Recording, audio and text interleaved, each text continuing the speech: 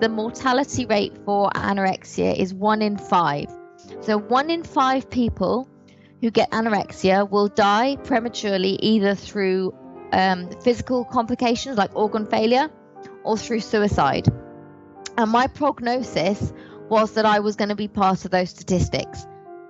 Welcome to this week's SBS radio episode called My Life with Anorexia. A report in 2015 estimated that more than 725,000 people in the UK are affected by an eating disorder, with roughly 75 to 90% of those being female. Beat, a UK-based eating disorder charity, estimates that of those with eating disorders, 10% were anorexic, 40% were bulimic, and the rest fall into the EDNOS category, so eating disorder not otherwise specified, which includes binge eating disorder. Concrete statistics regarding eating disorders are hard to come by, but what is clear is that eating disorders can be devastating, they're on the rise, and are still not very well understood. Whilst this podcast episode is by no means going to be a comprehensive guide to anorexia, I wanted to have an open, candid discussion with a couple of people regarding their experiences with anorexia and other eating disorders. First, we have Polly Hale. Well, I'm Pollyanna Hale, and I'm now, by qualification, a personal trainer, and I'm a weight loss coach to mums with the fitmumformula.com. That might seem a little bit of an ironic profession, given the topic that we're talking about today, but it does all make sense in the end as to how I came to this point. And what I know we're going to be talking about today is because I was actually extremely ill with anorexia, coupled in with other mental health problems, really seriously ill from about the ages of 18 to 22. And it's something I'm so passionate about now because I'm so passionate about people feeling and being their healthiest and best and happiest self, that if I can help raise awareness and help other people, then I want to be able to talk about this topic as much as possible. And in the second half of the podcast, we'll hear from Matt Stranberg, a registered dietitian and strength and conditioning specialist who currently is working with the Walden GOALS program, who treat competitive athletes experiencing disordered eating behaviours. Before we get into my interview with Polly, I just wanted to take the time to thank her for being so candid and open with me. What you're about to hear covers a particularly painful part of Polly's life, so her willingness to discuss it on record doesn't go unnoticed. So do you want to tell us a little bit about your history with eating disorders? Obviously, you said you were ill, very seriously ill, between the ages of 18 and 22. So let's dig through those 4 years if we can. Well, they say that you have to have 3 things to go on to develop an eating disorder. Number 1 is a genetic deposition, and there does seem to be a genetic connection to eating disorders. Number 2 is things that can shape your personality as you're growing up. So my parents got divorced. I moved around from schools a lot. I was bullied. None of those things are, unfortunately, particularly unusual these days. But when you add them all up and couple them with other scenarios, then that obviously probably did have an influence on my self-esteem. And then the immediate trigger of what's going on in your life at the time. Now, for me, I was at dance school, so I was under a lot of pressure to look good, to stay slim, and to be the best, because it's a very competitive industry, the performing industry. And if you're not the best, then you're basically not going to get anywhere. That's the message you're given. And so coming into that, all that pressure really did take its toll, not only on me, but there were other people in my dance school who, if not blatant eating disorders, they certainly had eating issues and body image issues. That's for sure. That was rife there. And of course, you're spending most of the day in a leotard, which doesn't help. You're very, very exposed body wise. And I did have some boyfriend troubles going on at the time as well. Without going into details, I had a boyfriend who went to prison, so that was extremely stressful as well. And it became too much. I went home for Christmas shortly after my 18th birthday, and after taking some time off, after going back for holidays, it's a lot harder going back into full-time dancing if you're unfit and you've put on weight. So if you can try and keep up your fitness levels in holidays, that's ideal. But I thought I'd take a bit of a shortcut, and at the end of Christmas Day, didn't binge at all, just a normal Christmas day, eating lots of food as you do. I took some laxatives, and then I decided it was going to be a one-off. But then I did it the next day and the next day and the next day. And when I realized that this wasn't doing me any good, I instead started making myself sick after meals. And this carried on for probably a good 2 or 3 weeks after I went back to dance school. And it dawned on me again that I really, really wasn't happy with this way of doing this. I couldn't stop doing it. I wasn't binging, but every time I had something that was more of a treat food, you know, a piece of cake or a chocolate bar or something, I just couldn't, the guilt would just completely overwhelm me, and it had to be got rid of. And I realized this wasn't logical and this wasn't healthy. So instead of making myself sick, I just stopped eating the foods that were triggering these feelings of guilt. And at first that meant just pretty healthy eating, I guess. It was normal eating, but without the junk food, without the treats. But then slowly over time, what I perceived to be a bad, quote, food became more and more. I cut out anything high fat. I cut out meat. I cut out fish.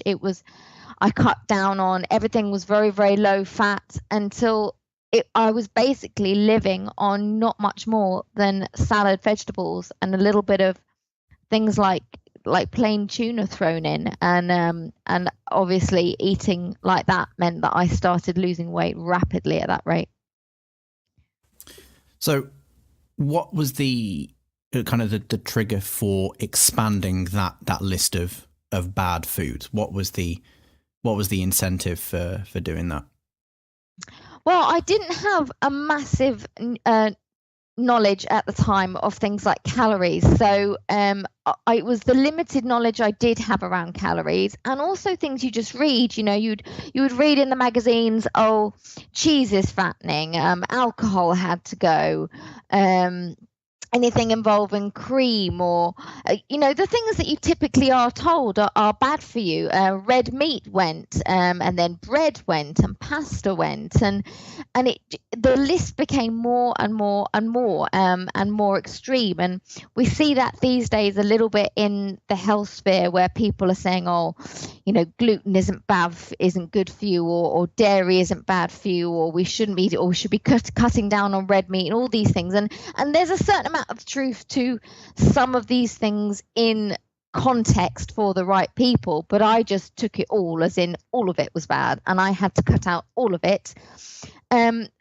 because it honestly felt like poison to me. It felt like the guilt that overcame me and the fear of eating these foods, and we're talking perfectly normal healthy foods here, not even junk food, it felt like I was putting poison in my body, and I just couldn't bring myself to eat them, even when sometimes logically I really thought I quite would like to.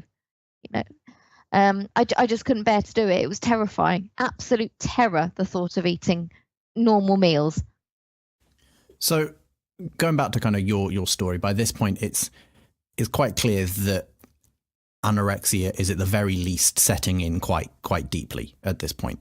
So yes. At what point did kind of that light bulb flick on, that or did it flick on, that you had an eating disorder, or that you had anorexia? I recognized that I was struggling a bit, but I was pretty confident it was a phase and it would blow over and I would be able to stop and I would be able to get out of this. And if everyone just, parents and family started sort of making comments and trying to, in a sensitive way, intervene. And I was like, oh, no, it's fine. I could recognize I wasn't in denial. I could see that what I was doing wasn't good for me. Well, I could see it wasn't a good thing. I could see that I was struggling at the moment, but I just thought, no, it's okay. I'll do it. And every time we'd set a meal plan and we'd set a goal, okay, you're going to have this for supper. And I'm like, yep, sure, I can do that. And it would get to supper time and I just couldn't bring myself to do it. With the best will in the world, it was taking over me, and it was becoming, it sort of switched from a conscious choice of I'm not going to eat unhealthy foods, quote unquote, to I no longer have a choice in the matter. I can't help but avoid these foods.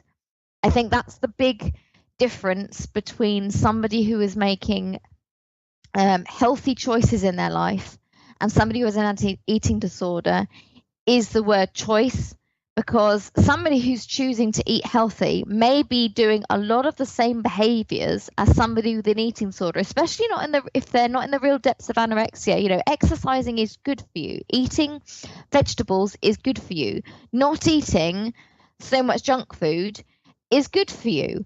But on the other hand, if it's your birthday and you want a piece of birthday cake, then you're perfectly able to do that. And you're happy with that, and you don't feel guilty about it, because overall you're being pretty healthy. Somebody with an eating disorder doesn't have that choice. They would love to be able to do that, and yet they just can't bring themselves to do it. So I think a good word to describe that would be a compulsion, almost. It's definitely a compulsion.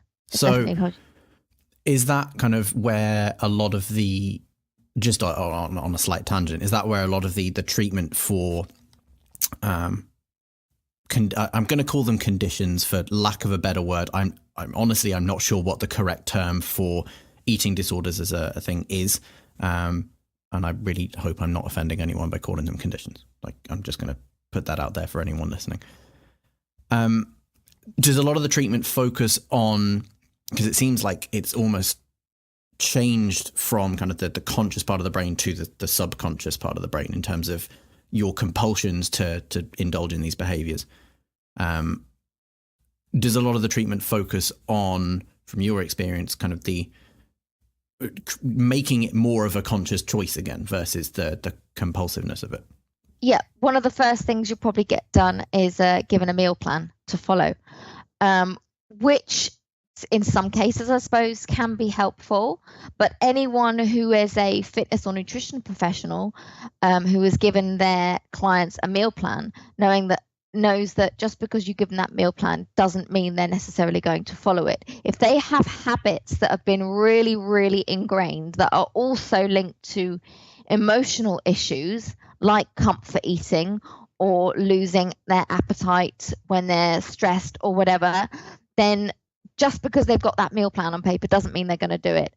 And anorexia and other eating disorders are so overwhelming that it's a bit like having a little devil on your shoulder who is dictating into your ear what you should and shouldn't do. So you'll have this meal plan in front of you and it will say, right, you need to make a sandwich with 2 slices of bread and a teaspoon of butter and X grams of tuna and X grams of mayonnaise. And you'll have this voice in your ear saying, do you know what? It's not the end of the world if you miss that butter. You don't need the butter. Just skip the butter.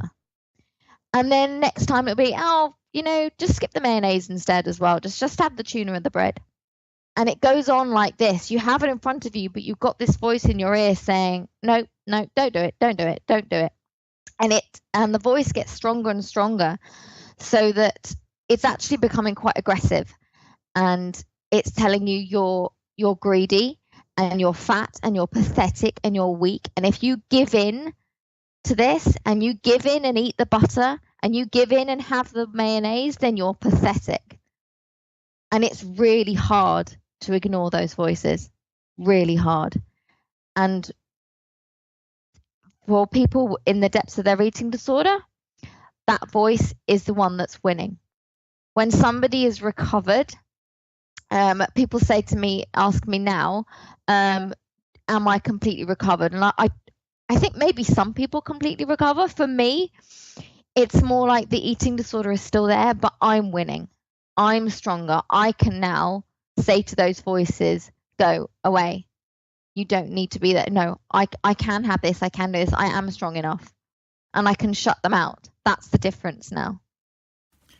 What's really interesting to me is, having spoken to a few people with eating disorders or who have previously had eating disorders, it's always referred to as an external thing. Like, it's me versus the eating disorder. You said that just there. Do you think that that's a key part of being able to beat something like that? Because obviously this eating disorder is very much a part of you. Like, it's only ever initiated by you, like they're your behaviors, they're something that you do, it's something that you control. Do you think that removing it as a part of your identity is a key way to go about tackling it? Definitely. I recognized it in myself, and my family recognize it as well. It is like you have a dual personality. You have the logical you, who knows that one slice of bread is not going to make you fat. We all know, that kind of, although it's not completely accurate, the 3,500 calories to a pound of fat. We know how much food it takes to put on weight or lose weight. But in that moment, you're scared that half a piece of bread will make you fat. You are absolutely terrified. It, as I said, goes back to poison, and so you've got this logical side of you, which really knows what you've got to do, and you know it's good for you, it knows it's going to make you better. But you've got this other side of you, this other personality that takes over, and it's like being possessed. And so I'm much more open about my eating disorder with people around me, people close to me, especially my husband. I come out deliberately and I say what's going on in my mind, because then I know he can challenge it. I'll say to him, I feel really fat today, my thighs are fat, and he'll say, but that's not you speaking, that's not logical, you know that. And I know logically I'm not overweight at all, and yet this other side of my personality tells me I am. And I know logically that I don't need to go on a diet. So when I say, oh, that's it, I just need to lose a couple of pounds, I have to recognize that's not me speaking, that's the eating disorder speaking, because logically I do not need to lose a couple of pounds. So I have to recognize it is this other personality in me, and to try and detach myself from it. And it's very hard to differentiate the two. And I think it takes a certain amount of experience and a learning process to learn who it is that's speaking. Is it me that's speaking and thinking, or is that the eating disorder speaking? Obviously, you've said you are as pretty much as close to recovered as you think you're going to get right now, which is awesome. Do you want to talk us a little bit through kind of how that recovery started, and just talk us through the process itself? Because that's something we've not touched on. We've touched on how you dove down to the depths of it, but we've not yet talked about the resurfacing particularly. Well, I was hospitalised I think my first hospital admission was about a year after I became ill. So I was coming up to my 19th birthday. I relapsed after that, was hospitalised again, was relapsed after that, was hospitalised again. I had 3 hospital admissions. I saw countless counsellors, psychotherapists, dietitians, nurses, you name it. But I was resistant because it's powerful, and I wasn't ready. And it's really tough because you don't want to just let somebody get on with being ill and getting themselves into a deeper and deeper hole. But for me, when I got better was when it was almost like I woke up one day and decided I'd had enough. I was in the pub because I'd had to take a few months off college before I went back. I was with a couple of friends, and one of them announced she was pregnant, and one of them announced she was having a baby. And I started losing weight again after my final hospital admission. And it suddenly dawned on me that I was being left behind. And for the first time ever, I felt lonely. And I felt that this eating disorder was no longer my friend. And actually, it was holding me back from living my life and moving on with my life, having a career, having children. That's all stuff I wanted. And it was not going to happen for as long as I stayed ill. And about that same time, in that summer, I met a guy in the pub who I really liked. He really liked me, but he did see that I wasn't really underweight, but I was a little bit, and he pointed it out, and I was honest with him, and he said, look, I really like you and everything, but I don't understand that, and I've got no place for that in my life. If you want to be with me, you've got to get rid of this. So I did, yeah. So which is the same today. He really doesn't understand, and I thought, right, I've really got to do this, and it wasn't easy by any means, but finally, I hand on heart actually wanted to do it. and I wanted to try and beat it, and it was still a struggle, but this time I wanted to do it. And previously I was doing it reluctantly. I was trying to comply with something I wasn't ready to do. Whereas this time I really, really wanted it and wanted to get better. And obviously by this time it was a real habit. It was a lifestyle for me. It really was a lifestyle. And so even though I wanted to get better, it's like somebody wanting to give up smoking or drinking or anything like that. Once it really becomes stuck, it's very hard to get rid of, even if you want to. But I was determined, and I'm a very stubborn person.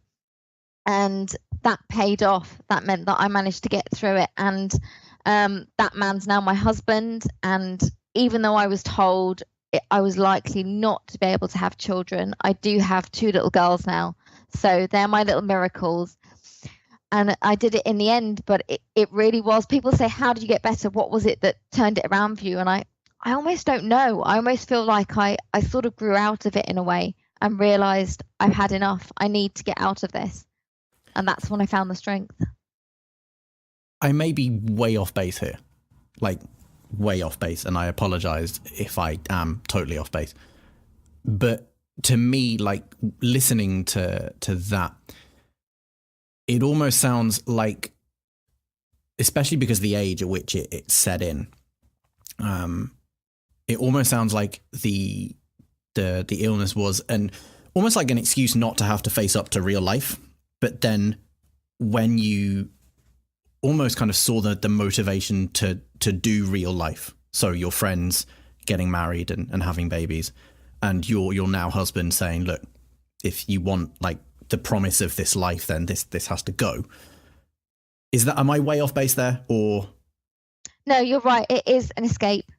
It is completely an escape. Now, the reasons somebody might want to escape are going to be individual, but it is very much a distraction, an escape, and it gave me a purpose, I think, is what it did. It gave me a purpose. It was something that I could do, something that I could focus my days on.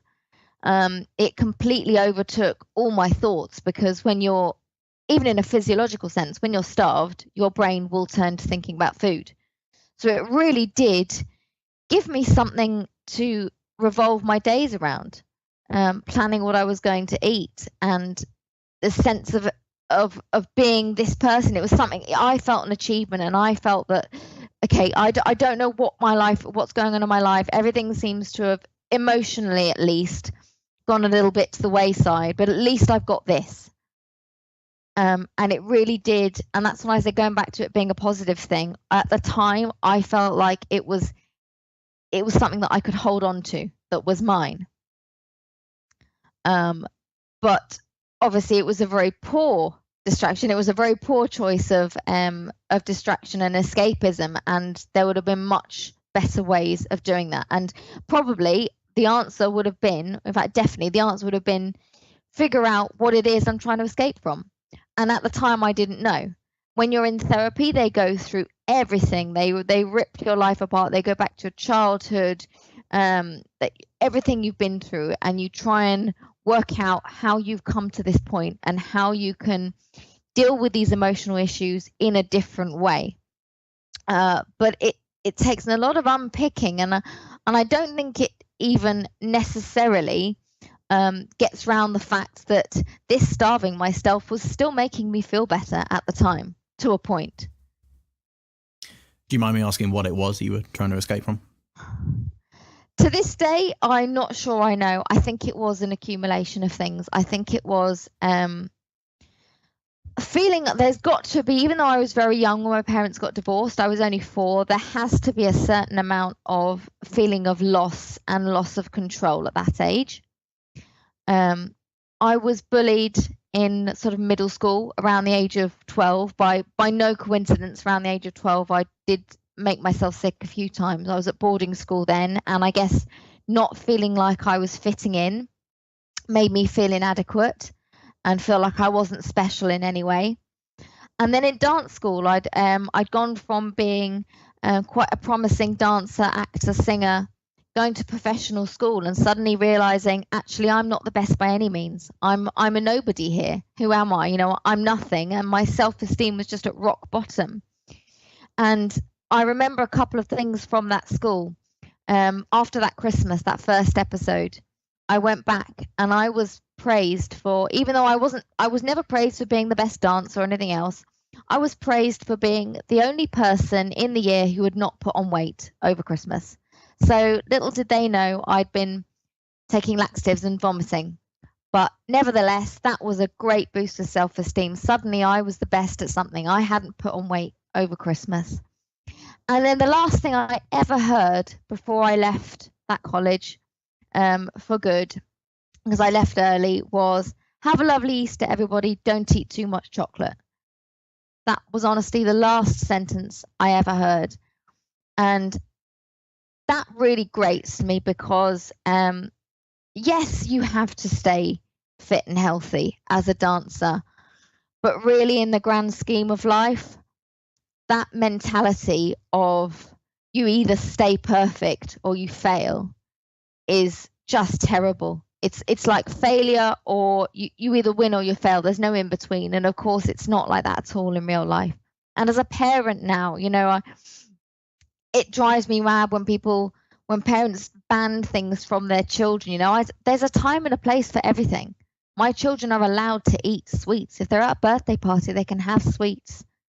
If it's Christmas, whatever, even on a weekend, they can have these things in a normal context. So to try and make out that anything is good or bad is just completely missing context, and it's the wrong approach to food and healthy living in general.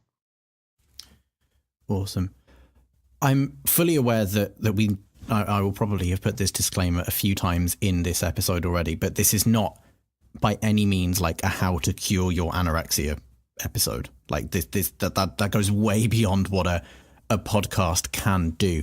So for anyone who is listening who maybe relates to some of the things that Polly has said, maybe some of the behaviours, etc., and is thinking of potentially taking some action, what would you recommend? Go and get help. Go and speak to people. Open up to your friends and family. They may not understand, but at least being honest and open is the first step, because it is a very, very secretive illness. Because it makes you feel secure, you don't want people to stop you. You have this fear that if I go and seek treatment, they're going to start making me eat. And I don't want to eat. That's the point. So if I try and keep everything secret as much as possible, I'll be able to keep this to myself. So the first step to overcoming it is you have to be open and face the fear. It will be scary because you will have all these thoughts going in your head about all the bad things that are going to happen and that people are going to try and make you do.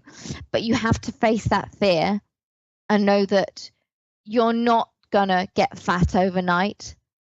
It's not going to be terrible. It might take a little bit of work, but you can do it if you face the fear and you tell people, and you keep fighting. You keep fighting it and get all the support you can need, and never give up, because I had the most terrible prognosis. The longer you're ill, the more ill you are, the more ingrained you are, the sicker you are, and the more times you relapse, the worse your prognosis is. And my prognosis was basically that I was going to be chronically ill. And I've got a statistic here that will probably shock anybody who's not heard it before, and that is the mortality rate for anorexia is 1 in 5. So 1 in 5 people who get anorexia will die prematurely, either through physical complications like organ failure or through suicide. And my prognosis was that I was going to be part of those statistics. But I'm here to tell the tale, and honestly, if I can do it, then you can do it. In fact, I was used as a case study to help some psychology students at Southampton University, because I'd both been through enough to be able to talk about it with them, but also had miraculously come out the other side, so was in a secure position to be able to talk about it as I am now. And it really, really is possible, but you have to get that strength, find that strength within you to beat it, because it's a very, very strong illness and you have to be stronger than it. After the break, we'll hear from Matt, but during this little break, to give your brain a slight break from the whole anorexia eating disorder thing, I wanted to tell you about another podcast that I am really, really excited about. Right off the bat, I don't get paid for any of this. I don't make money from any of this. This is something that I want to share with you guys because I think it's really awesome. My friend Darko, you may remember Darko from the episode The Man Who Lost 200 Pounds. He started his own podcast of the same name. He asked me if he could use the title of that episode as the title of his podcast, which I'm hugely flattered by. And his aim is to basically impact obesity as much as he possibly can by telling his story. The first 2 episodes are up on iTunes, on Stitcher right now, where Darko goes into depth about his own story and his own struggles with obesity and with weighing 180 kilos or nearly 400 pounds. It's a gripping listen. And it's honestly, it's well worth your time going and checking it out if you are at all interested in obesity, or you just want to hear Darko telling a really intense story. It genuinely moved me at points. He is a wonderful storyteller and a really great human, and it would mean a lot to me, and I know it would mean a lot to him, if you could head over to wherever you get your podcasts from and search for The Man Who Lost 200 Pounds podcast. Give it a subscribe, give it a listen, let Darko know what you think. Anyway, let's get back to our episode and hear from Matt Stranberg. I was always an athlete growing up, and essentially I learned early on that in order to excel in in my athlete activities, I had to start training and recovering and understanding all those different aspects that the components of being an athlete, and that led me to study more about weightlifting and nutrition. During college, I actually discovered that there was an opportunity to make this into a career, and so that's why I studied kinesiology, and I became very interested in strength and conditioning and powerlifting, and I started to train a wide range of athletes. And by senior year, I had already kind of mapped out my life. I was going to be a strength and conditioning coach, and this is what I was going to do. My 20-year plan, blah blah, and as every single kind of young 20-year-old kind of has in mind that they have it all figured out. And at that moment, I actually severely injured my back, and that threw everything for a loop. So I didn't know what to do anymore, having major existential crisis. And what I realized is that I could go to grad school and continue to further develop my knowledge while I kind of figure out my life goals. And that led me to study at Columbia University, and I combined exercise physiology and nutrition. And when I was studying that, I figured out that I really loved counseling. So that led me to becoming a registered dietitian and working at a hospital to understand the medical aspects of nutrition and the counseling portions. But I was also still very active as a strength and conditioning coach. And that ultimately, once again, led me on another path where I had, over time had seen so many eating disorders and disordered eating, and I had very much struggled myself with all of these different aspects that we'll talk about. And so this led me to kind of figuring out, hey, I have this background in sports performance. I'm a strength and conditioning coach. I really enjoy nutrition and counseling, and I want to be able to help other people. And where can I go with this? And so that's led me to my current position in a athlete-specific program that I helped create through this company called Walden Behavioral Care. And what we do is we have a program that is athlete-specific treatment for athletes who are struggling with eating disorders and or various mental illnesses. And so that's really where I'm at right now. I dabble in a lot of different areas, but that's my main focus. Awesome. Moving on that topic of eating disorders and disordered eating behaviors and things like that. Obviously, it's something that is central to this episode. Is we're calling this episode "My Life with Anorexia." We've heard from Polly already. What exactly classifies eating behaviours as disordered? Because obviously there's a huge spectrum of eating disorders. There are various classifications of eating disorders, but for somebody looking to understand, outside of these kind of very black and white, this is anorexia, this is bulimia, whatever, what are kind of the common traits that bring about something to be labeled as disordered? So I'm going to actually start off by answering that question with kind of like setting the groundwork of kind of the paradigm in which I'm approaching this. And that is that I'm a firm believer in living the life that you want to live. And that will be, I'm very existentialist, and it's like you create your own meaning, you create your own path, et cetera, and you create your own understanding of the world. And so one person's disordered might not necessarily be another person's disordered. And when we look at kind of classifications or diagnostic criteria, these are based in evidence. However, that is also very much based in assumptions and observations from one point of view. So when you look at the diagnostic criteria for mental illness, this has a lot of influences based on someone's perspective. And oftentimes people get mistaken or are mistaken that when they look at diagnostic criteria, they see this as putting someone in a box, when in actuality, it's more along the lines of like an observation through research and practice that has a collection of symptomology that can help guide treatment. And so there's lots of kind of blurring the lines in it. And although someone might not have an eating disorder, they could be very disordered or existing on a spectrum. And so that's something to kind of keep in mind as I'm talking about this stuff, is that all of this exists on a spectrum. And just because someone might not meet a particular criteria as outlined in like the DSM-5 or insurance criteria or all this different stuff to be labeled in a particular way, it can be really affecting their life. And so, when I talk with a client, it's not about kind of trying to figure out, what the exact disorder is essentially, or trying to like label as like, oh, this is anorexia, or this is like, this, and this.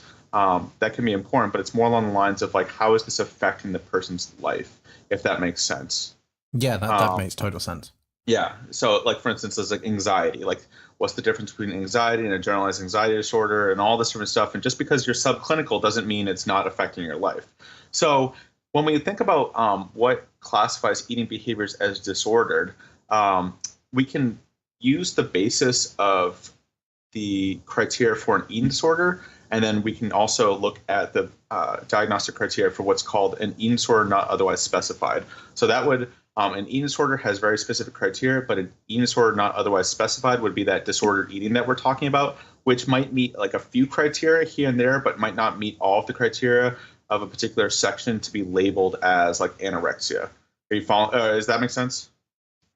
Yeah. So like, in terms of like, eating disorders come in all different varieties. And so, for instance, like anorexia, in order for someone to be diagnosed with anorexia, they have to have restriction of food intake, significantly low body weight, intense fear of gaining weight or fear of becoming fat, persistent behavior that interferes with weight gain, disturbed body image, excessive influence of body weight or shape on a self-evaluation, et cetera. All these different things that you might see in one person. But you might have snippets of this in another person, but they might not be significantly low body weight. So for instance, someone might have a significantly disturbed body image and excess influence of body weight, shape, or size on their self-evaluation, and be often like very rigid with their food intake.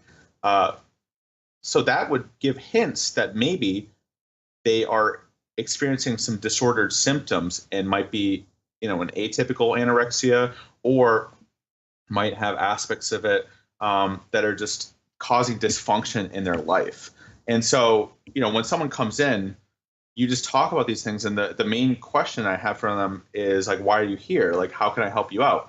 And they might not be able to articulate. It's like, oh yeah, like I'm really rigid around food. They just like know that they're very stressed or anxious around particular topics, or they're their overall daily life is being disrupted in some way or another.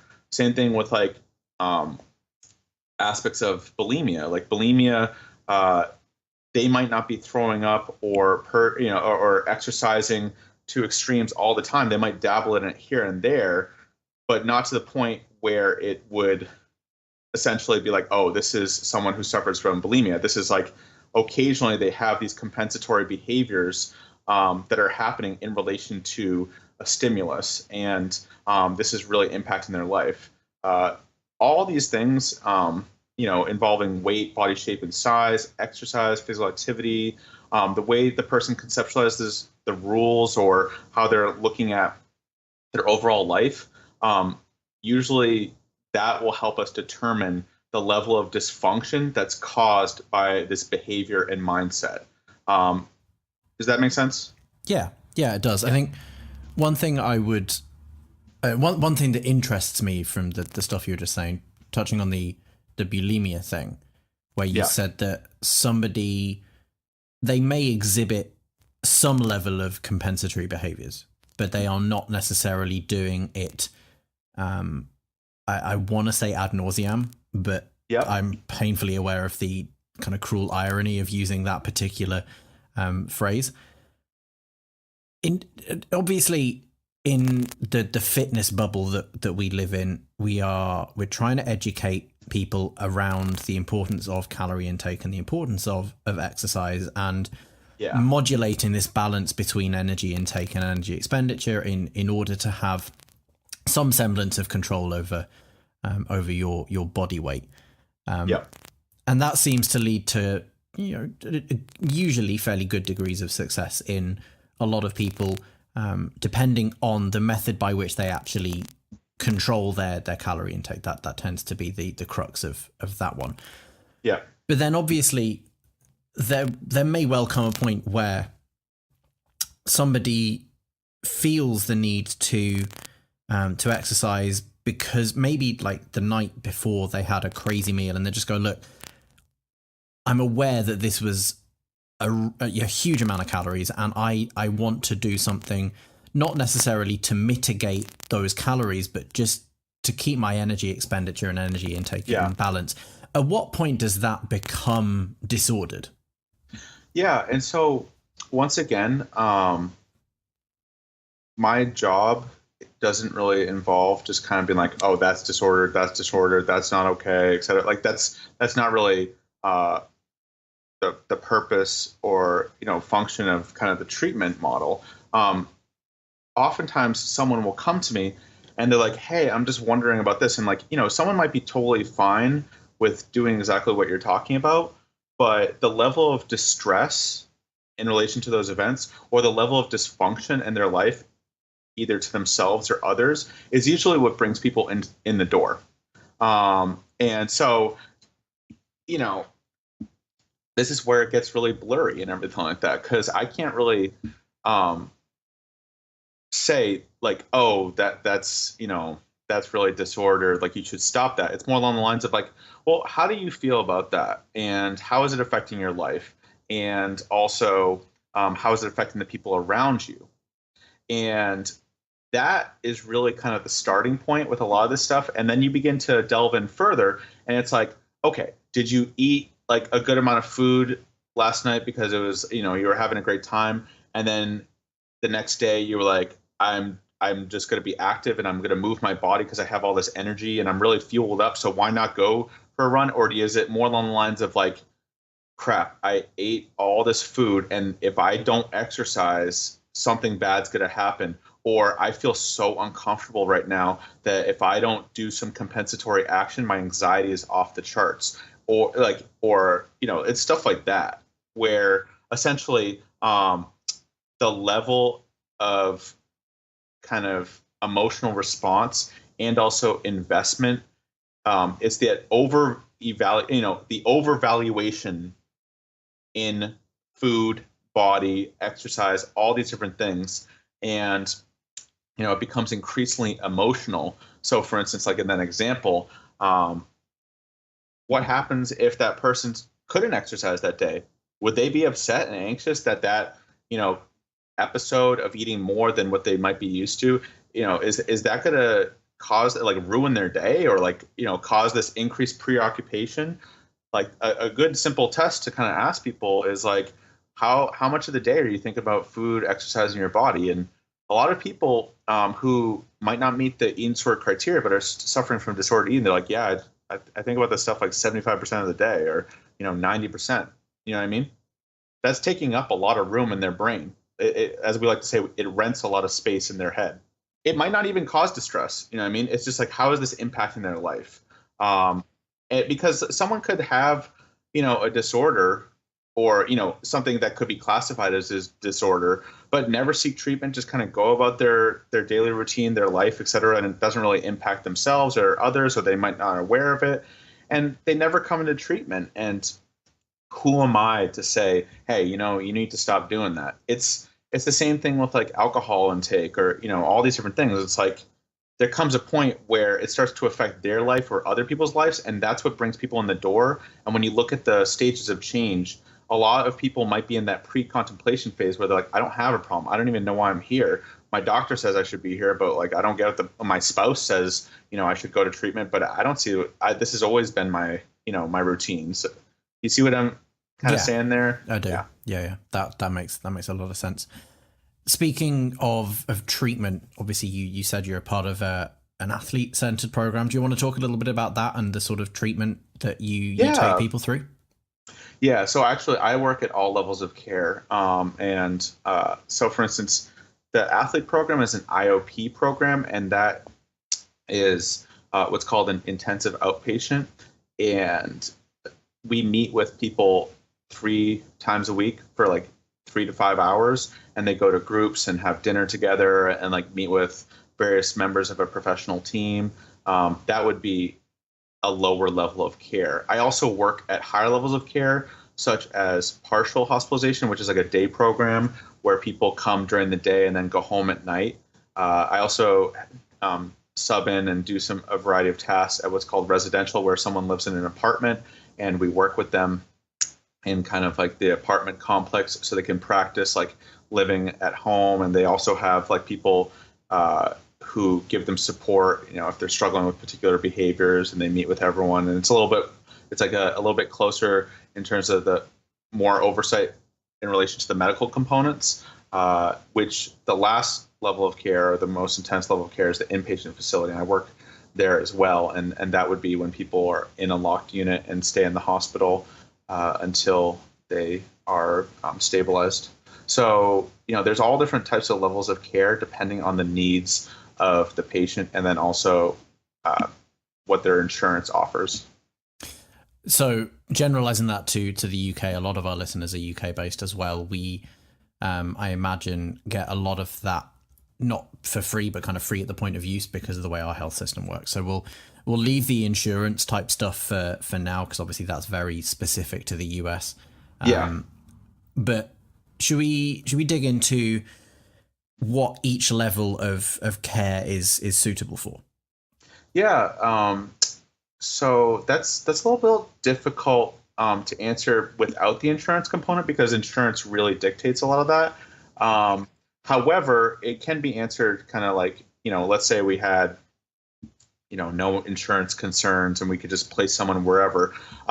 Essentially, it's severity and level of support needed. So, for instance, at the inpatient level of care, the people who are in an inpatient level of care are significantly compromised, either mentally and or physically, and as a result, they need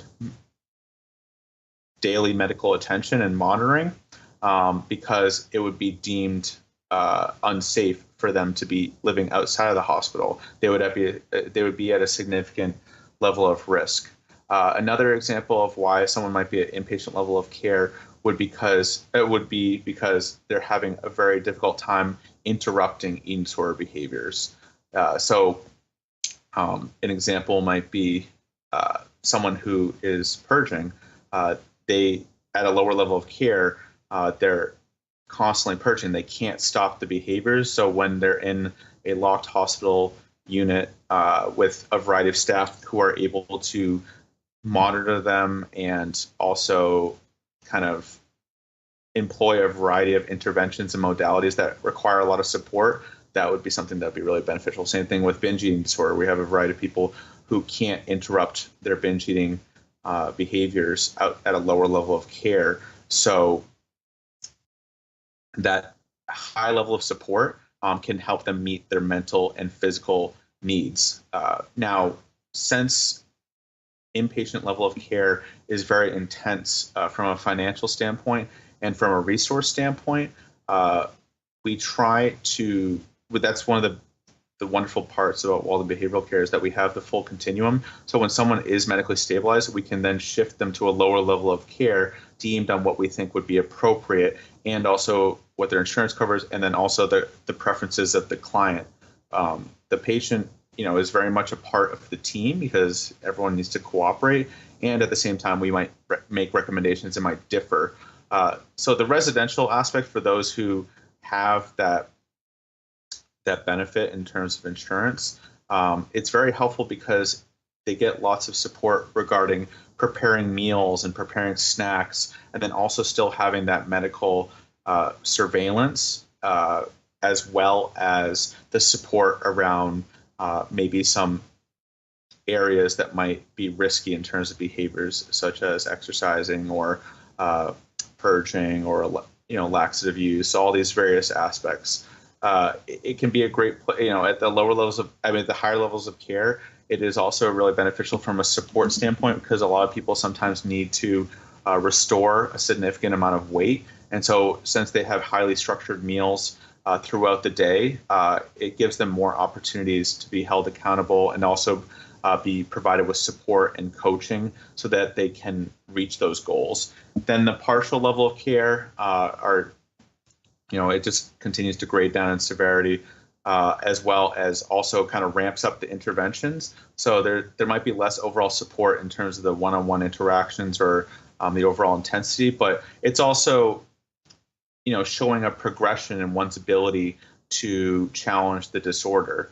So an example might be like, on the inpatient level of care, it might not be realistic for a patient to maybe challenge quote unquote foods that cause stress and anxiety, such as a dessert. But at residential and partial, this would be expected because they're reaching that level of advancement. And then from there at IOP, the partial and IOP levels, they're spending more and more time at home. So it's practicing like how much can you regulate and also, continue to engage in life while also working on the disorder and decreasing the overall disorder behaviors, thoughts, mindsets, actions, all that different stuff. Does that make sense? Or all right, just let me know if I need to elaborate or clarify anything. Not at all. No, I think that makes perfect sense to me, certainly. So where they're placed ultimately depends on one, obviously the financial requirements, their insurance, what that covers, that I imagine predicts a lot of where they're placed. Two, how much kind of round the clock intervention they need. So how able are they to practice the behaviors that they need to, or how able are they to interrupt the behaviors that they need to? And then it kind of grades down from there.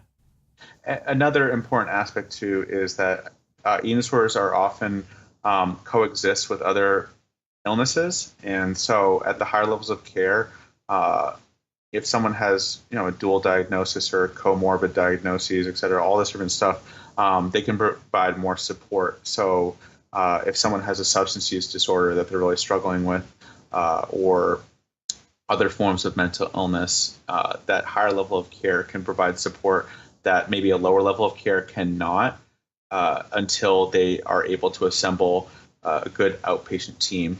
Unfortunately, a lot of this is really dictated by insurance, because if someone has really great insurance, we can be really flexible and we can, move someone along, et cetera. But what the social workers have to do, and a lot of what's called the you are clinicians. Essentially, they're reviewing all the cases, and we have to make a case as to why this person should be in this appropriate level of care. And then the insurance company says, we will cover you for this many more days, or they need to go to a lower level of care. Like, this is too expensive, or this is not, we're not seeing this as effective, or, it gets a little complicated at times because depending on, there's a lot of money and a lot of resources involved. And in the United States, I don't know what it's like in the UK, but in the United States, you have to justify a lot to an insurance company for them to be able to continue to cover this. And if an insurance company is not covering care, it's a little bit financially burdensome. Yeah, it seems quite. So that's an understatement, but yeah, it's if anyone's got a hospital bill in the United States, you could just see, like, without insurance, it's really bad. Yeah. So let's say, so it's kind of switching tacks slightly. Let's say that somebody is at that kind of contemplation stage. You mentioned the stages of change earlier, and they're beginning to think, maybe there's something not quite right here. Maybe I need to go and seek some treatment. What are their first kind of ports of call? What are their options? Yeah. So, essentially when they're hitting that contemplation phase and kind of start thinking about it, usually the clinics will get a phone call or an email, or someone will stop by and is like, hey, like, I'm looking to kind of explore what this might be, like, what's this about? And what will happen is that they'll sit down with the clinician, and a clinician will do an intake assessment, which will catalog everything across the board. And then they will, based on that assessment and also their insurance, they will say, this is our recommendation in terms of level of care. And unless the person's been sectioned to the hospital, they can kind of take it or leave it. Like, all treatment is very much voluntary with the exception of certain cases. And so after the assessment is completed, they'll receive the recommendation. They can either take it, leave it, or negotiate. And in some instances, we might be able to make a few exceptions, but in other instances, it's just not feasible. So that would be kind of like if you're seeking care through what would be the Walden behavioral care system. There are other instances where people can work outpatient. So, for instance, I also do outpatient work where someone might come to meet with me, and we work in like one-on-one meetings for a while. Now, eating disorders are incredibly complex, and so I would never recommend, or I would strongly recommend against treating them with just one person of the team, such as a dietitian or just a therapist. Oftentimes you need to assemble a multidisciplinary team. And the reason why is because there's lots of different components involved. And if you are not involving all those components, the eating disorder it won't be the most effective way to invest your resources, time, and effort. So there's lots of different options. Either it's through the Walden Continuum, or through another eating disorder company.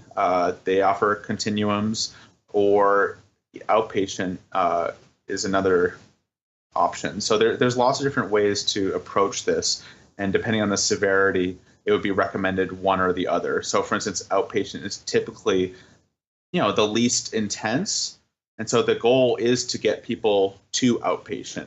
That might not be where people start at. So, but if somebody they don't even know where to look necessarily. Yep. Is it a case of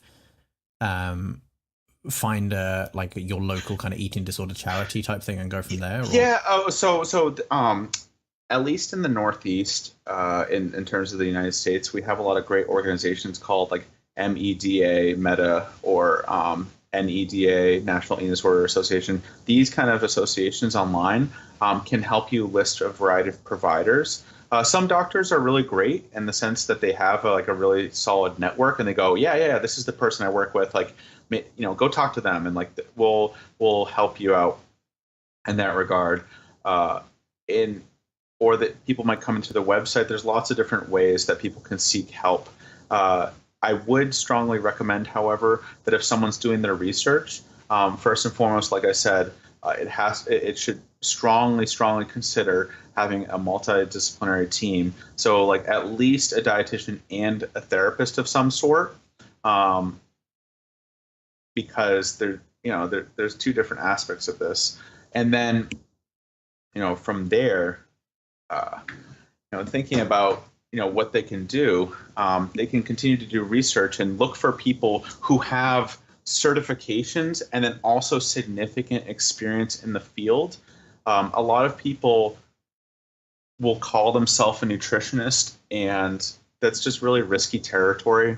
The reason being is because in order to call yourself a registered dietitian, you have to go through substantial training and do a lot of work and hours, approved, precepting, et cetera, all this sort of stuff, and you have to get a license.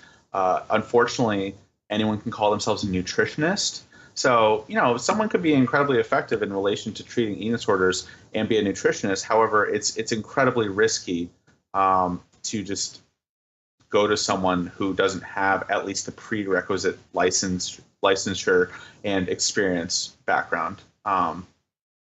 Is that make sense so far? Or do you need me to elaborate? No, that makes complete sense. So yeah, same thing with the psychologist. You don't want to go to someone who's just like, oh yeah, I'm a mental health specialist, and it's like, okay, well, what's your background? And it's like, well, all my friends and I've helped a lot of people, blah blah, and I've read a lot of books, and I studied psychology in college. It's like, well, did you get a license? Like, do you have any experience in the field? If they don't have a license and they don't have significant experience, I would probably be very skeptical. Just the lack of regulation. Yeah, from personal training, there's some really great personal trainers out there who don't have a lot of degrees, and they're not, quote unquote, on paper maybe the best, in terms of all these classifications and degrees and certifications, but they could be incredible. It's just, it's really risky to go to the local person and be a word of mouth. At least the licenses will tell you that they have some prerequisite knowledge and experience. Awesome.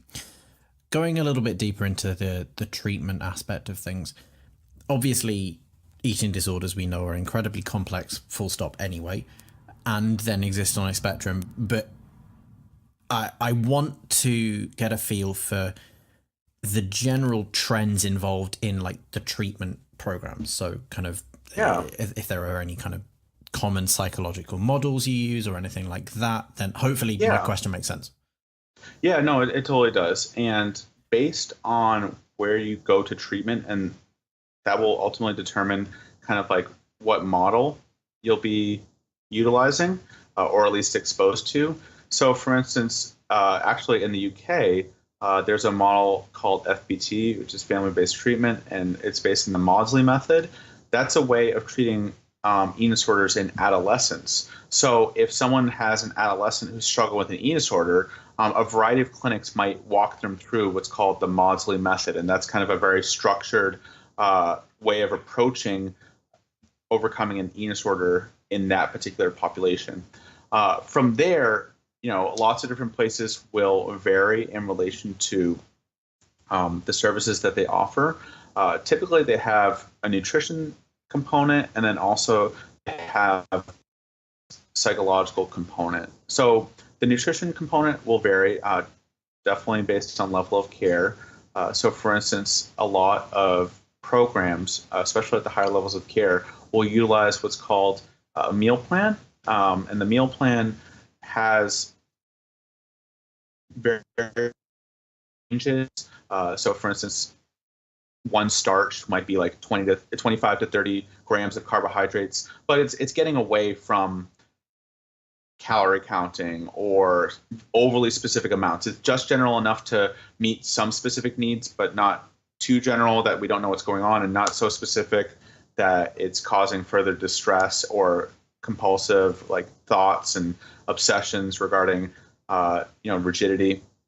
So a lot of systems will utilize a meal plan to help rebuild in regular meals and snacks and wide exposure to a variety of foods. And the meal plan is very much a tool that serves as a bridge to help stabilize someone mentally and physically, so then in time they can work towards being a little bit more flexible in the outpatient sphere.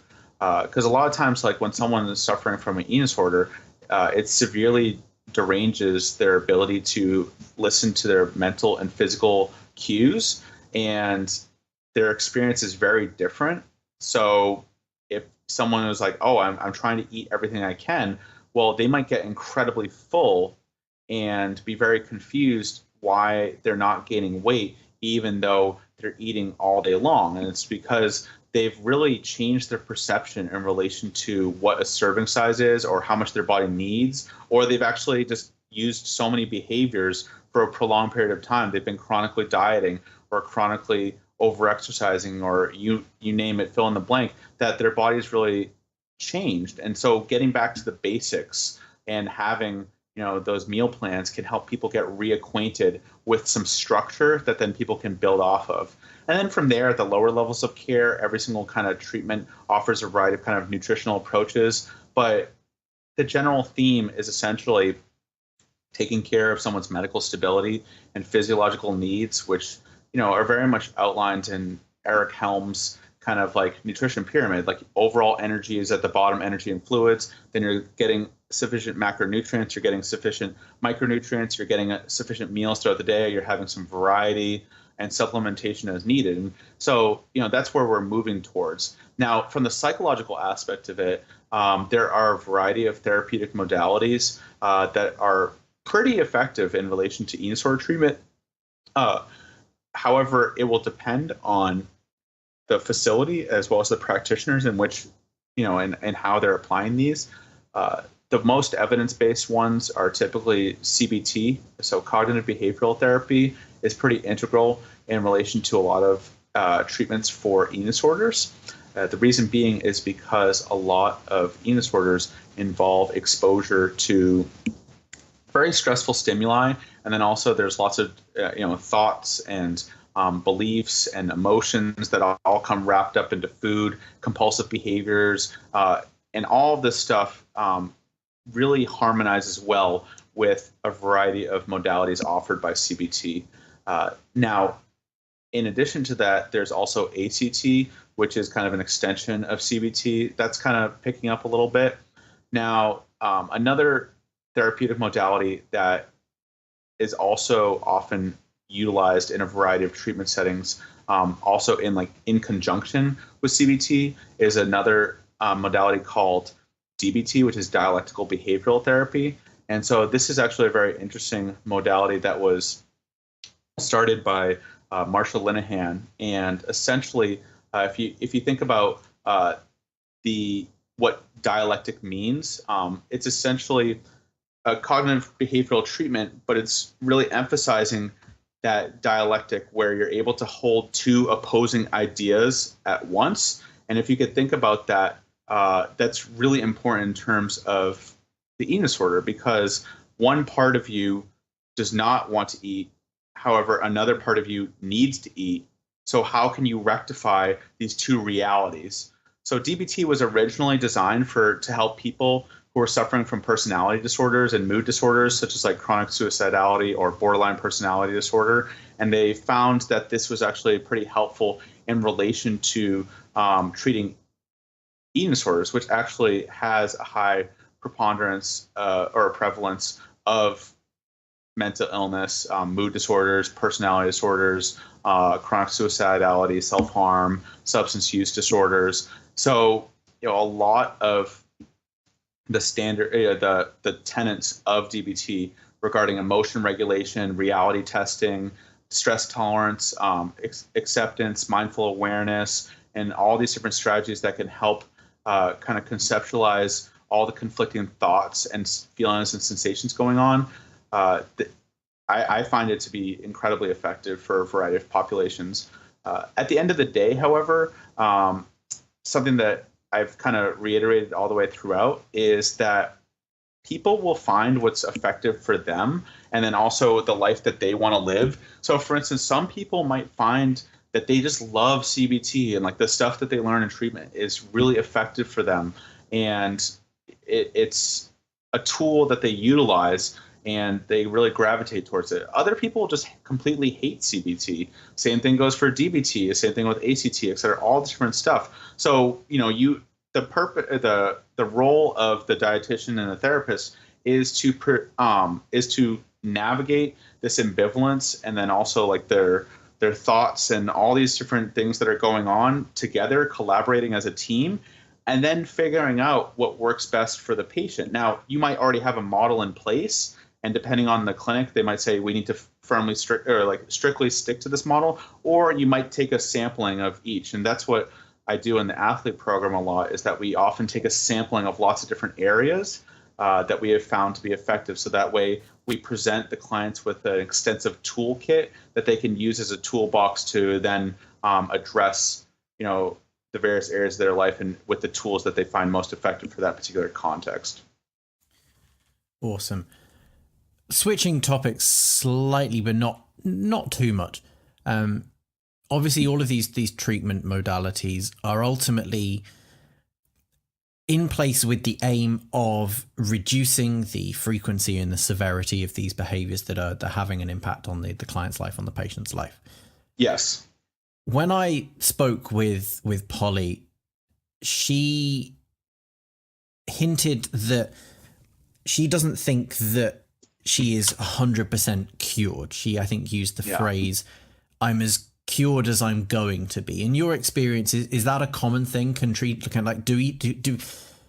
we cure eating disorders, or is it just a case of giving the individual the tools that they need to combat thoughts and urges and behaviors that are ultimately going to be fairly long lasting?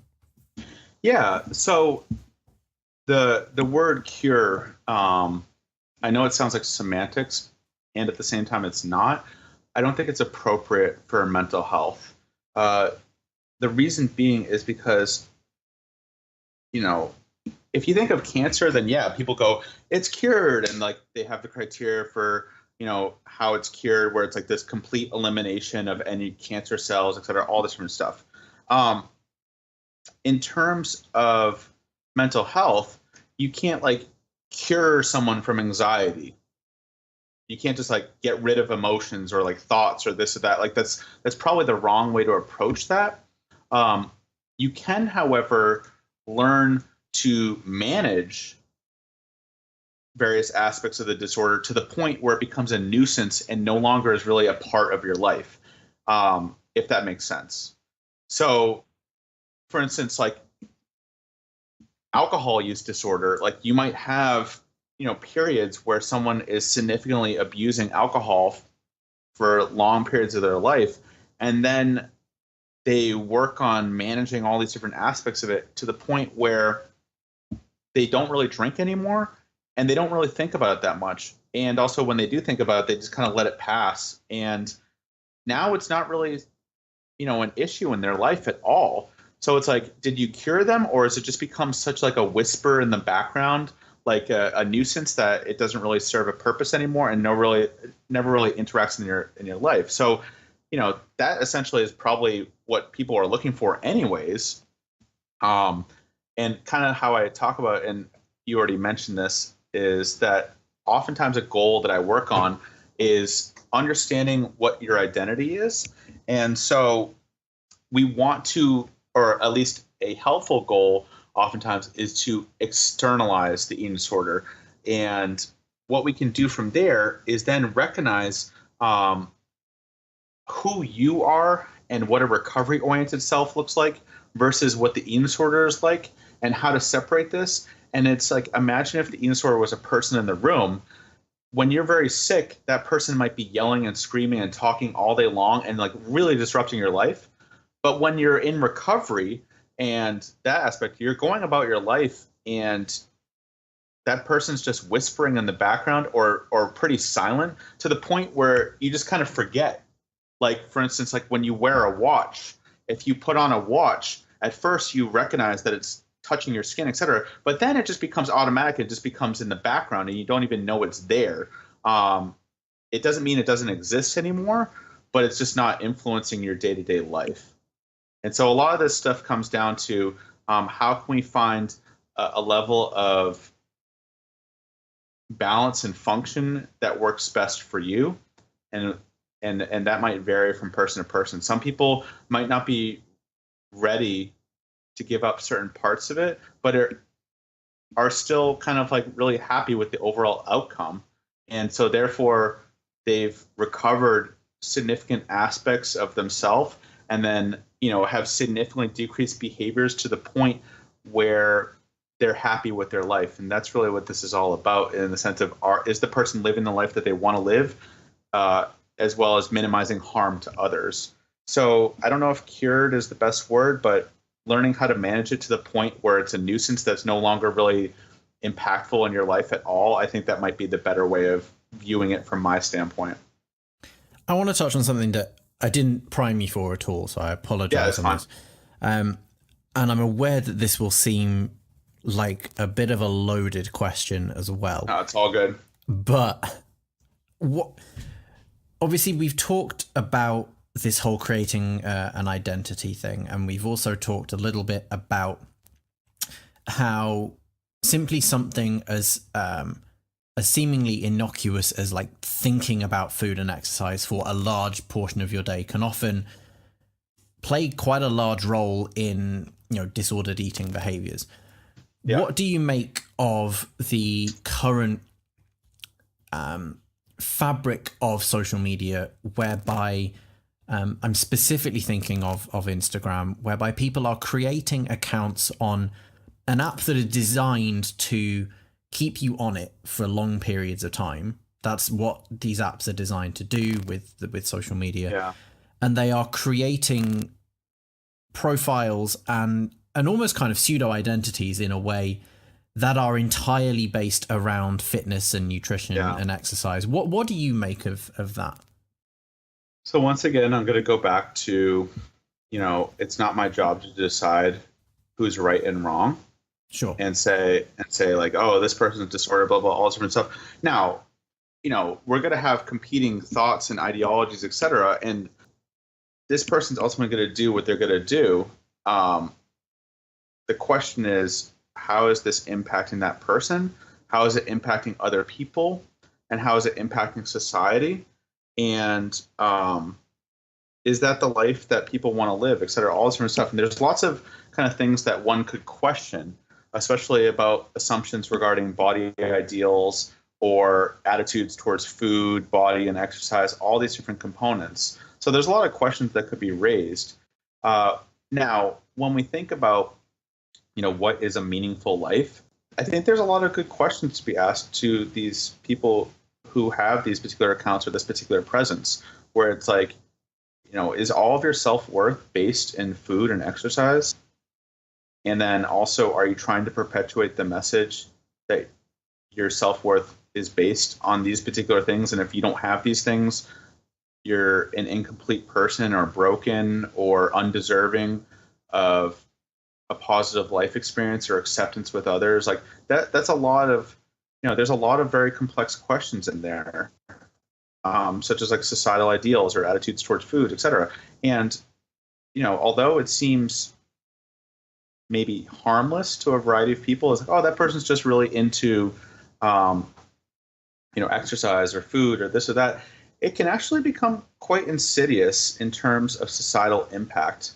And if we just think about like an example being like clean eating, okay, people are like, what's the deal? Like, does it matter? Like, yeah, these people are eating more fruits and vegetables, et cetera. Like, what does it matter if they say this is clean eating? And, I hear their point where people are like, this isn't going to impact me. It's my own life. I'll figure it out. Okay, well, what we know about marketing and then also, social media is that it often really kind of shapes people's brains and understanding of the world. And there's a lot of influence, and people who are really susceptible to being influenced, such as adolescents, children, and like young adults, like their brain is being shaped and they're getting a lot of different messages. And so what does this do to other people? How do they begin to view themselves and others? And so when people are talking about clean eating or good foods and bad foods, no one, what's the opposite of clean? Unclean. No one wants to be that way. No one wants to feel dirty or toxic or, feel unhealthy, or if you're thinking about like body shape and size, no one wants to feel like they're ugly or, they're not going to fit in or they can't get a partner or feel good about themselves. So it's like it starts out kind of small, and at face value, it just seems like it's talking about exercise and food. But if you get into the root of it, it's like, are they talking about morals and philosophy and ideology and all these different aspects that are going to profoundly influence other people? So it's like, what are they doing to themselves in relation to their identity? Are they building a multidimensional identity, or is it a unidimensional identity where everything's invested in that? How does this affect themselves? How does it affect other people? How does it affect their families, or if they have one, or the people around them, or people growing up that are being modeled for it? It brings up a lot of interesting questions. And I do see a lot of people every single day, both in the eating disorder clinic and outside the eating disorder clinic, who have very much had negative consequences as a result of these messages that are put out. And you can see it in their language and the way they talk about others and themselves and all this different stuff. And people become profoundly uncomfortable and self-loathing, and have so much anxiety and stress regarding, are they eating right? Are they healthy? Are they unhealthy? Are they attractive? Are they not attractive? It really exacerbates a lot of stuff across the board and divides society in various ways, where a lot of biases and prejudice begins to evolve. And you just see that all the time with respect to how people view people in different body shapes and sizes, and kind of the associations that people begin to associate. Oh, that person is larger in size, therefore they're lazy. It's like, is that really the case? Or is this just the message that's being communicated through all these various social media channels and marketing, et cetera? So I could talk about this for a long time, but that would be like a brief snippet. It's just one of those things where people, I took a lot of classes in graduate school, and then also have read a lot outside of graduate school and all this different stuff. And what I've learned a lot about the brain and consciousness and all of this stuff that's going on is that a lot of things are happening beneath the surface and are being processed and formed on a subconscious level. So people aren't even really aware of all the subliminal messaging, and then how that is really influencing people's core beliefs as well as their interactions perspective. And so as a result, people actually have surprisingly less self-awareness and then also free will than they would care to admit. And so oftentimes their life becomes in control by the people who are managing perceptions of reality. We see this all the time with the news. And if you look at the works of Noam Chomsky and read into manufacturing consent, et cetera, like, you can significantly change someone's outlook on life, and also the people, their public perceptions and their attitudes and beliefs through very subtle means over time. And it really changes a lot of stuff internally that then begins to express externally and cause significant dysfunction. So, I can speak to that from my own life as well as many other people. And it's very interesting that when you start delving into an eating disorder, you begin to realize that this stuff has started from childhood, and it was as simple as, not having dinner at the table, growing up with your parents, and the way people talked about food, saying that's a junk food. Guess what? This stuff is like deep inside your brain and is really influencing how you feel about yourself and others. Unfortunately, it's at this juncture that my microphone decided to make a noise akin to a horde of angry wasps in a swimming pool.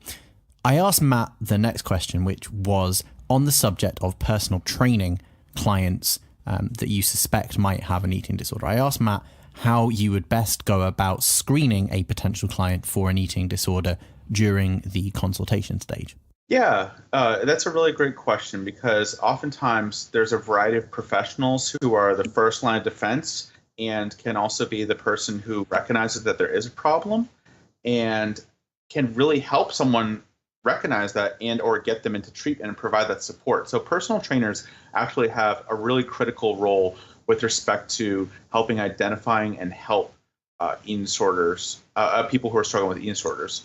So I actually recently did a very cool, similar type interview and article with a registered dietitian named Jessie Haggerty regarding this exact question about how to screen and when to refer, a guide for eating disorders and personal trainers. So I can also provide that link later on. But, first and foremost, a lot of people don't need to be an eating disorder specialist in order to recognize that something is wrong. And so a lot of this, that I'll talk about is stuff that people already do if they're actually operating as a top tier, really stuff that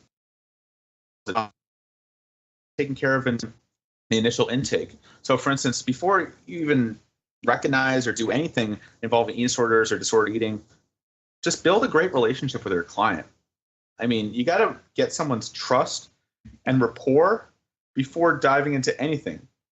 Because even if you could see, stuff blatantly and this person needs help, if you don't have someone's trust and if you haven't built good rapport, eating disorders are very much buried in shame and secrecy. So they will not allow you to delve into that aspect of their life, or they will not be receptive to any conversation going forward if they don't feel safe with you, if they don't feel like you have a good relationship. So, first and foremost, having that good rapport and trust and a good relationship is the best thing that you can do. Going through, doing an initial assessment is also very telling. And all this stuff kind of is already performed in your assessments, such as you take a dietary recall, or you ask them about their stress levels or their sleep patterns, their exercise habits or their physical activity, what their viewpoints are, like what their goals are. All this stuff gives you kind of hints as to why they're there, and then also what might be going on. So, for instance, some people are just simply uneducated, so they come to you and they just might throw out a goal, and they just kind of heard that or unable to articulate that. If you just go with that goal right off the bat, that can lead to a lot of trouble. So, for instance, someone might come in and they say, I want to lose 30 pounds. Well, if someone just says, oh, okay, I'm a personal trainer, I can help you do that. Get started on a fat loss plan, blah, blah, all sorts of stuff. They might not know why that person is asking about that. And so if you ask why, when a client tells you your goals and you say, can you tell me more about that? Now, is it because you want to feel better or feel less winded, or, you're relieve joint pain? They will tell you. They're like, oh, well, I thought if I lose 20 pounds, I'll feel more confident in my body, and I'll feel better about myself, and I'll have more energy. If you ask them about that stuff, they're telling you what they actually want, because a lot of times people assume that, having a particular body shape or size, or lifting a certain amount, et cetera, will get them that emotional need that they're trying to fill. So you could accomplish that goal and they'd still be very dissatisfied, and you'd have a poor overall experience. So if you ask why, they'll begin to tell you, and then you'll begin to understand is like, do they have some really unrealistic goals, or they want some extreme changes, or is this very much motivated by emotions? What are their attitudes regarding all of this? Is it because they start shaming themselves and they're operating out of fear? Like, well, I need to start working out because I'm really disgusting, or I'm embarrassed because of my arms, or I'm afraid of gaining weight. Like, this is beginning to tell you some red flags that someone that might be flirting with or struggling with an eating disorder. When you also look at their medical history, such as any past diagnoses, or recent injuries, so for instance, stress fractures, this might be a dead giveaway that something might be going on. Is this person's consistently anemic and they have a variety of stress fractures? What does that tell you? Maybe there's something going on underneath the surface, or this person's only sleeping 4 to 5 hours a night. Those are things in the initial assessment that will take care of a lot of stuff. Now, when you start training with someone, you can see a variety of maybe physical symptoms, emotional symptoms, and behavioral symptoms. From a physical standpoint, you can expect that some clients are going to come in, they're just deconditioned. But if they're consistently coming in with dizziness, lightheadedness, lack of energy, GI problems, dehydration, overuse injuries, issues with their blood pressure, significant rapid changes in their body shape and size, all this different stuff can maybe give you a sign that something's going on. And there's actually kind of assessment guide called the REDS assessment guide. And this is related to the relative energy deficiency in sport assessment. That includes a nice battery of criteria, but it's really important to note that regardless of body shape and size, especially people in larger bodies, they might not, like, some of these things might fly under the radar because people just assume it's okay. They're like, oh, this person's larger in size, so they lost a lot of weight, so that's okay. But in actuality, they might be struggling with disorder underneath the surface. So taking note of physical symptoms can be really helpful. As for like emotional and behavioral, if you're noticing that this person's very preoccupied with food and dieting, or constantly body shaming, or constantly checking in the mirror, if they're body checking, they're pinching themselves, they have really inflexible thinking, or you're noticing maybe a change in their affect, they're seeming, they start to seem increasingly anxious or depressed or having obsessive thoughts or behaviors. That could also be a sign.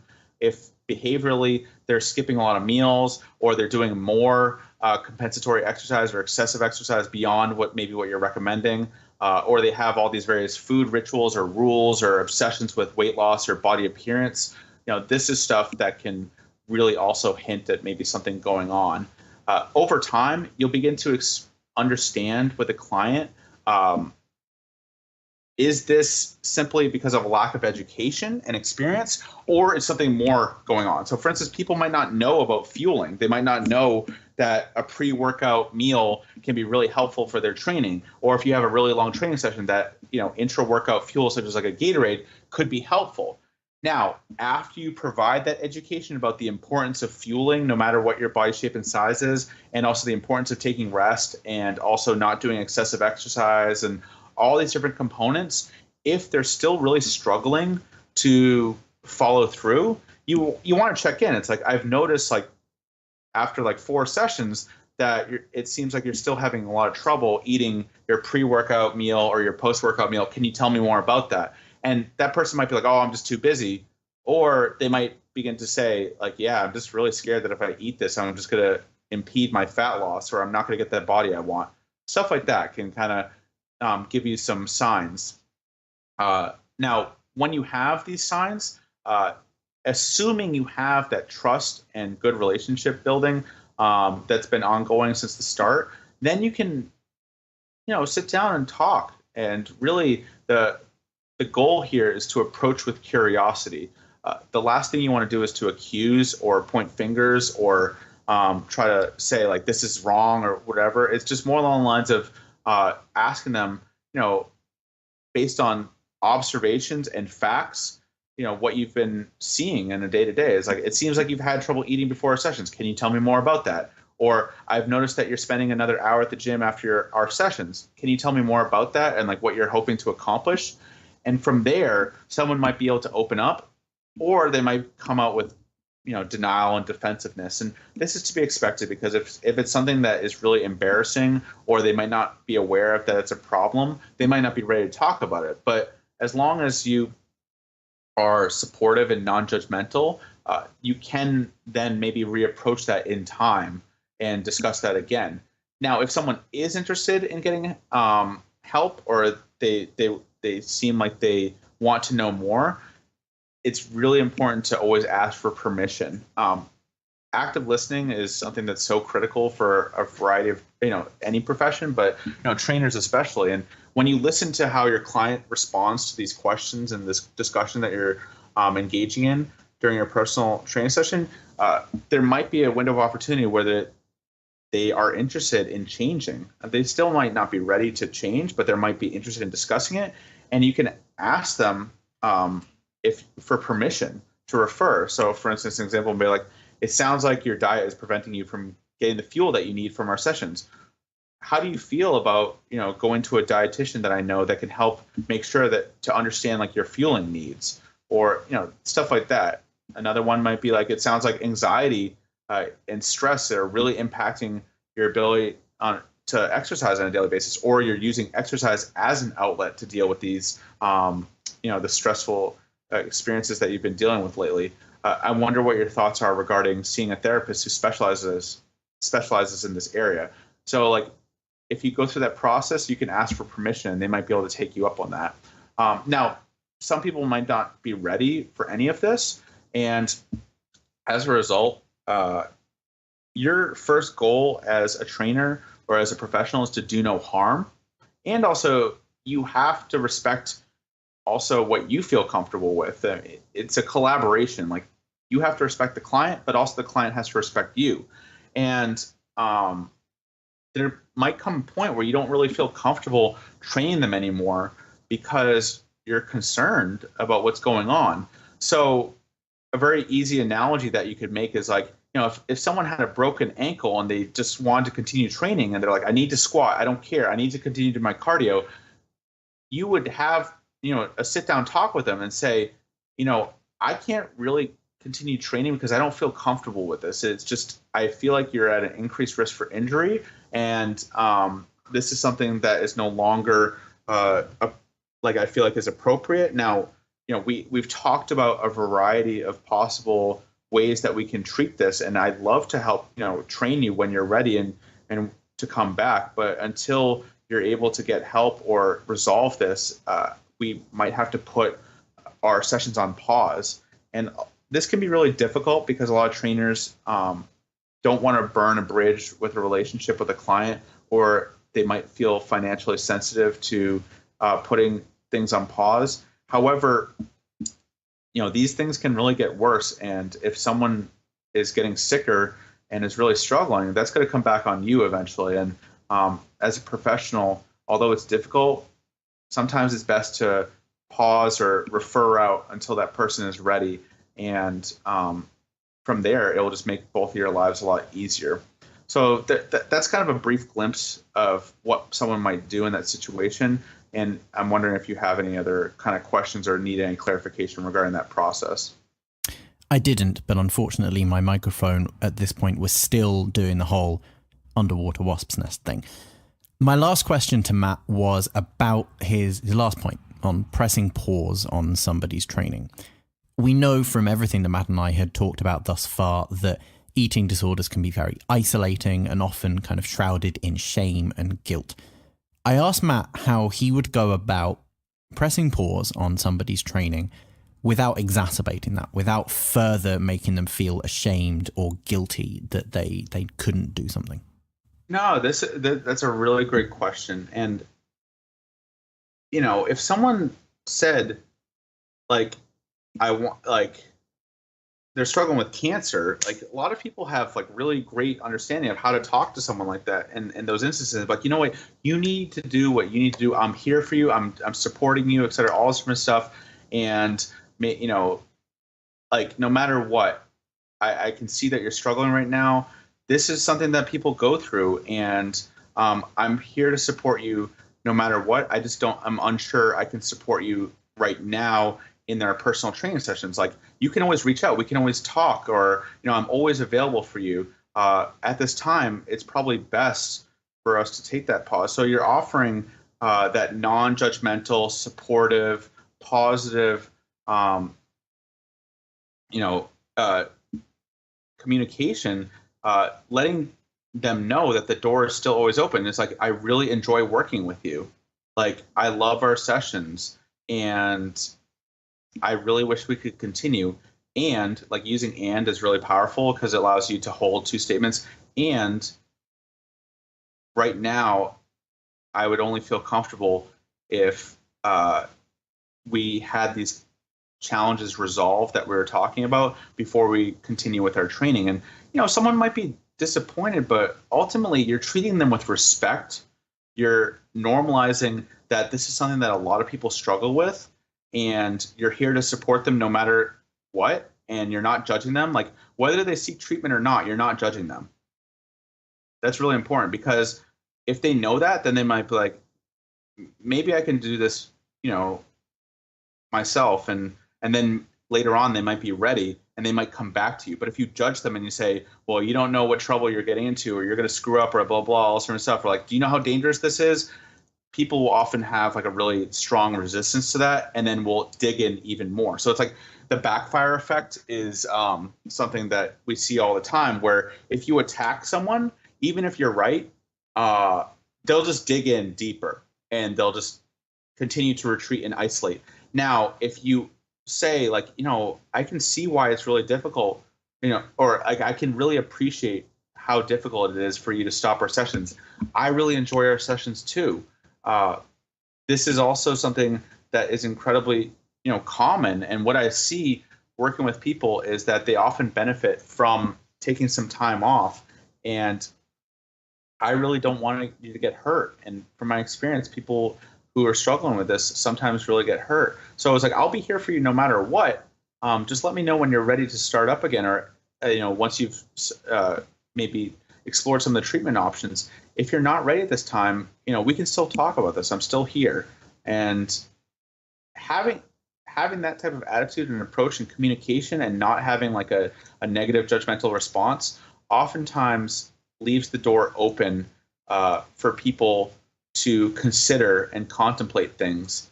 And you might be surprised that they might come back and they say, you know what, like, you're right. Like, I tried to hack it out for a little bit and I got treatment. Or they just might not be ready. And it's really unfortunate, but sometimes people will just go deeper into the disorder until they hit that rock bottom and realize that they've received lots of warning signs and now they need help. So you can't force someone to change, but if you are non-judgmental, positive, and supporting and caring while also respecting boundaries, oftentimes that can be really helpful in terms of decreasing that isolation and letting them know that you care. And sometimes those little moments where even though they said no, they'll come back to, someone such as myself later on and they say, you know what, like, I wasn't ready, but it always kind of stuck with me how you didn't judge me in that moment and you allowed me to make my own choices. And I've learned that you were probably right and I need to seek treatment now. So that would be kind of a way of approaching it: non-judgmental, positive, supportive, open, while still respecting boundaries. After our interview, Matt sent me a little addendum that he wanted me to read out. He says, I had to add this last note because it is a critical point when attempting to understand eating disorders. A common misconception is that eating disorders are solely based in body image, or are simply a psychiatric illness that afflicts the mind. Although body image can be a component and eating disorders are a form of psychiatric illness, they can also be considered a maladaptive coping skill.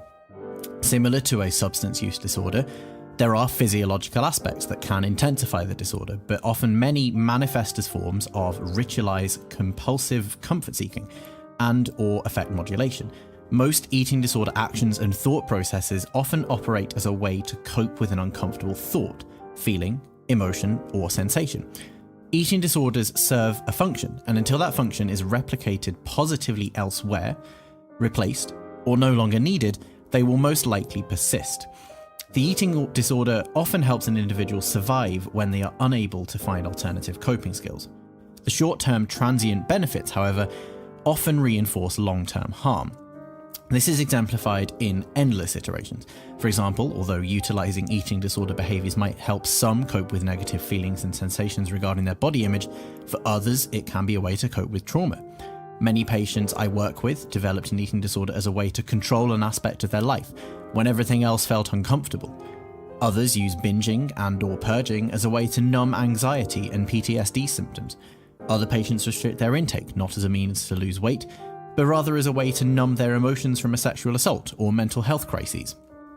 Others binge or restrict in a manner that will create a body that they hope will seem unattractive to others as a way to subconsciously and or consciously protect them from sexual assault. Trauma, however, might not always be involved. Unmedicated ADHD and or personality disorders in women, for instance, often result in a higher susceptibility to binge eating and or bulimia. Individuals who struggle with generalized anxiety disorders might feel nauseous whenever they eat and lose their appetite, and restriction can serve as a form of avoiding incredibly uncomfortable thoughts, fears, sensations, and associations, none of which involve body image. Individuals suffering from depression might express the eating disorder as a form of passive suicidality and or active self-harm. In other individuals, recovery from substance use can often result in a shifting dependence to an eating disorder, if the original issues remain unresolved. As you can tell, trauma, substance use disorders, high rates of adverse childhood experiences, eating disorders, and a variety of mental illness often share common traits and there is a reason why they are often interconnected. Unless someone learns how to build a wide range of positive coping skills, they will often find difficulty redirecting urges to use eating disorder behaviours when exposed to the offending stimuli. This is why, once again, it is important to reiterate the recommendation for a multidisciplinary team, as eating disorder treatment often reveals the complexity of the illness and requires a variety of interventions for long-term sustainable recovery. I just want to thank Matt once again for coming on and being so candid in his chat with me. If anyone's listening and wants, for want of a better word, like a helpline, UK and US eating disorder charities, there are links to those in the show notes. But if you are listening and you can relate to what we've been talking about here, then please talk to somebody. It doesn't have to be a doctor, a therapist, a scary official person. It can be a close friend, a family member, someone who will listen and not judge. Eating disorders can be so isolating, and just talking to someone about it can often be that first step that leads to a walk, a jog, and then a run. If you want to reach out to me personally, then please feel free to do so. I can't promise I'll be especially helpful, but I'll always listen and I don't judge. If you want to reach out to Matt, you can find his email address with the other links in the show notes for this episode. Thank you so much for listening to this. It's been, I would say, fun putting it together, but I know we've been discussing some particularly heavy topics in this episode. It's been hugely enlightening and interesting for me to put this episode together. So once again, a huge thank you to Polly and Matt for sharing their experiences and their opinions with us. Thank you so much to you for listening to what has been a very, very long episode. I understand this, but I wanted to include as much detail as possible from both Polly and Matt. If you have enjoyed this episode and you're not a subscriber already, then please head over to wherever you get your podcasts from and hit the subscribe button. If you are a subscriber and you haven't left us a review or a rating yet, then again, head over to wherever it is you can leave ratings and reviews on your podcast app or your podcast player, and please consider leaving us a review and a rating. It does make a big difference to all of us here. And from all of us at SBS and SBS Radio, thank you so much for listening. We will see you next time. Take care.